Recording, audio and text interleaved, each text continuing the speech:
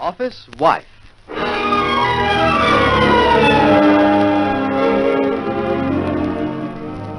The story of the girl who married her boss and of the girl who took over.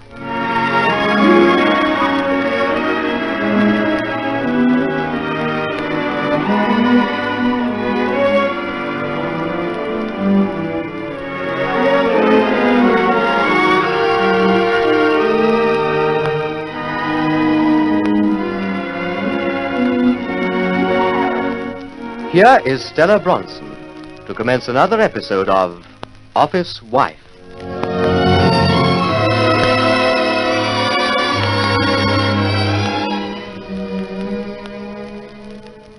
Last night, Jeff Pilgrim and I came within an inch of tricking a confession out of Harry Palmer and clearing this dreadful embezzlement affair up in one stroke. But we had the most appalling luck.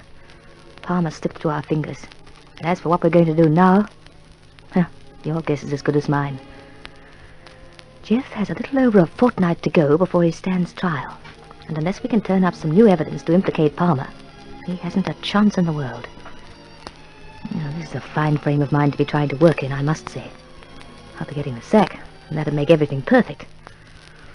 But I'd like to know what old Mr. Bendigo wanted to see Benny Puller about this morning. The way he stared at me when I passed him in the corridor. Whew. It's about this Bronson girl, Puller. Did you know that she found £4,000 to bail Jeff Pilgrim out? 4,000, eh? Not bad going for a young woman of 26. She hasn't 4,000 of her own, man, I know. Where did she get it? I don't know. The girl only works for me at Tressida. Maybe she plays the horses. I'll tell you where she got some of it. It's the 1,800 we haven't accounted for, out of the money Pilgrim stole. The hand in glove, mark my words, Puller. Of all the nerve, like... You mean they robbed you and me, and now they're using the proceeds to bail Pilgrim out of quad? I think that's pretty good. I'll be hanged if I think it's anything to laugh at. What are you going to do? What can I do? You can kick her out. For what? I'm telling you for what. For helping Jeff Pilgrim swindle the pair of us. Just a minute, Tessida. You're taking a shot in the dark there. Would you like to talk to her? Ask her yourself where she laid her hands on £4,000? But don't blame me if she tells you to mind your own business. By George, I would like a word with her. I'm not prying, Puller. I'm not being vindictive. But by jingo, I'm hot under the collar about those two. Just a minute. Come up to my office, would you, Miss Bronson? Yes, Mr. Puller. Right away. What beats me, Benny, is the way you hang on to that girl. Pilgrim's a crook. There can't be a solitary scrap of doubt about that. And here's this girl sticks to him through thick and thin. You're not just a little ashamed of your own young woman, are you, Tressida? What? Don't be ridiculous. Come in, Miss Bronson. Yes, Mr. Puller. Sit down. Now then, Mr. Bendigo wants to ask you a question. But as far as I'm concerned, you needn't answer unless you want to. It's about Jeff Pilgrim. Oh?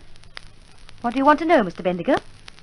Why a comparative stranger like me sticks to him, while his wife and his in-laws turn him down flat? I want to know where you found the money for Jeff Pilgrim's bond. What? How much of it was the money we still haven't recovered? Oh, do I have to listen to this nonsense, Mr. Puller? You're free to go just when you want to. Thanks, I will. But I've a word or two for Mr. Bendigo first. About your gratuitous insult, Mr. Bendigo, I'll say nothing. But about Jeff Pilgrim, I'm going to say a lot. You're so beautifully certain that Jeff Pilgrim tried to rob you. Did rob me. All you have to go on is the fact that he authorized 2 checks to be drawn. 2 open checks, the larger of which found its way into his own bank account. Where were the checks sent in the first place? To, post office box at Port Kensington. Who took the box? Who collected the mail from it? Where was Jeff Pilgrim the day the box was taken? What became of the letter of authority Jeff Pilgrim received? Who made out the pay-in slip at Jeff's bank when the check was deposited? Have you asked yourself any of these questions, Mr. Bendigo? I don't have to, young woman. Well, if you won't trouble to find the answers, or that precious niece of yours who has the nerve to call herself Mrs. Geoffrey Pilgrim, then I will. And as for the money I raised for Jeff Pilgrim's bond, I earned it the hard way, and Mr. Puller knows how. Am I required any longer, Mr. Puller? I think that'll be about all. Thank you. Good day, Mr. Bendigo. What's she talking about? Getting money the hard way and you knowing. Well, don't ask me. She was getting kind of excited. But what about those questions she raised? I'm not interested. They should be gone into, Treasurer. Waste of time. I've got enough to satisfy me. And so's the Crown Prosecutor. Okay, it's your pigeon. Come along, I'll show you out. You know why I'm interested, don't you? Frankly, Puller, no, I don't. I'm interested because from where I'm sitting, I think Miss Bronson's got something. I don't think Jeff Pilgrim pulled that swindle at all.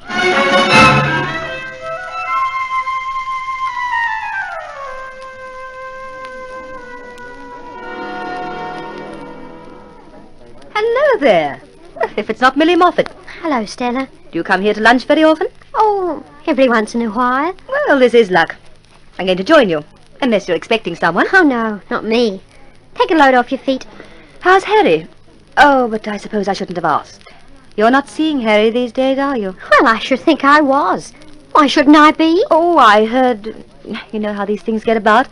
But someone told me that since Jeff and Marcia Pilgrim split up, Harry's been giving Marcia the rush. He has not. Oh, well, let's forget it then. I don't want to tell any tales. But who told you? Oh, really, I couldn't possibly remember. Don't let's talk about it. It's only that in fairness to you... Well, we all know Harry Palmer, don't we? And after all, Marcia is the most attractive girl. And all that money as well.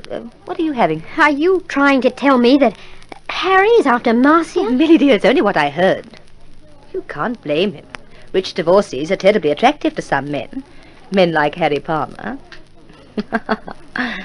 I know what I'd have done if I'd been in Harry's shoes. I'd have done my level best to get rid of Jeff Pilgrim, just so I could move in and marry Marcia. Wouldn't you? Get rid of Jeff Pilgrim? What was that? Oh, but you shouldn't let me go on so. Harry was practically engaged to you. Of course he was. I keep forgetting.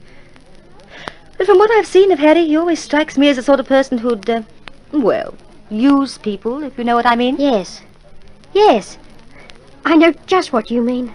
Why, Millie, are you all right? Use people. That's what he does. Millie, you don't look at all well. You sure you're not feeling ill? Dear me, I seem to have said the wrong thing. Well, where are you off to? I'm going, Stella Bronson. And if I find you've been telling me lies, well, just look out, that's all. But what if I've been telling the truth, Millie? Run along and find Harry Palmer. And if I've been telling the truth, if he's only been making use of you to help him marry Marcia, why shouldn't we put our heads together? You are going to find Harry, aren't you? Yes. Yes, I am. I suggest you try Cuirassier's. You're almost certain to find him there. Bye-bye.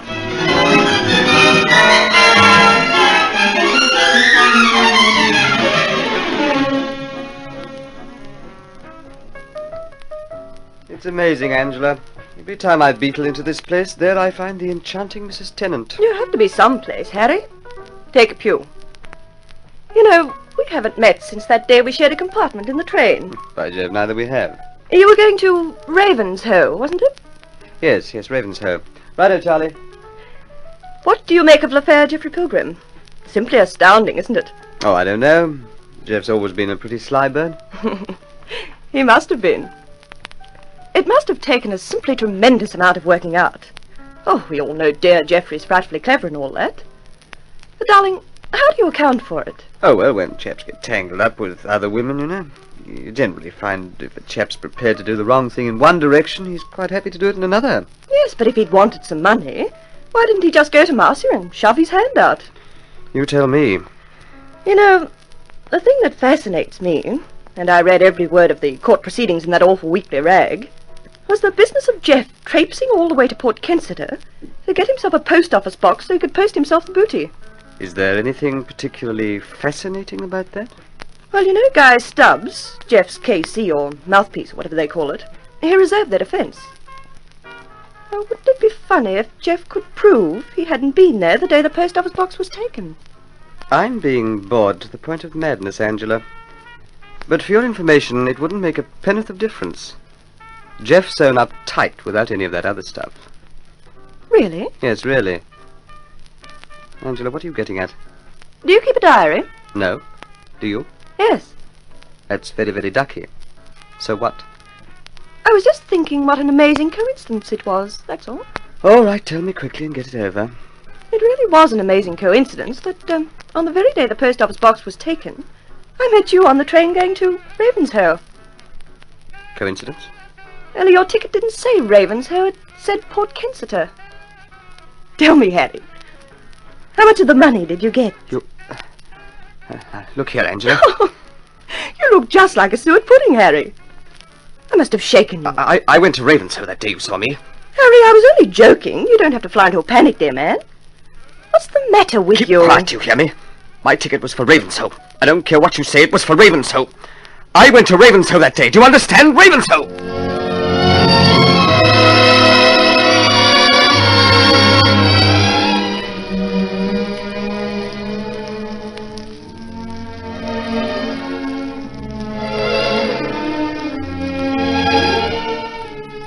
Well, I'll be hanged. Palmer's got the best case of DTs I've ever seen. Or else he's a snake pit job. I've never heard anything like it. But I couldn't possibly have stumbled on something, could I? I don't know. Just the same, I think I'll find out. Wouldn't it be odd if,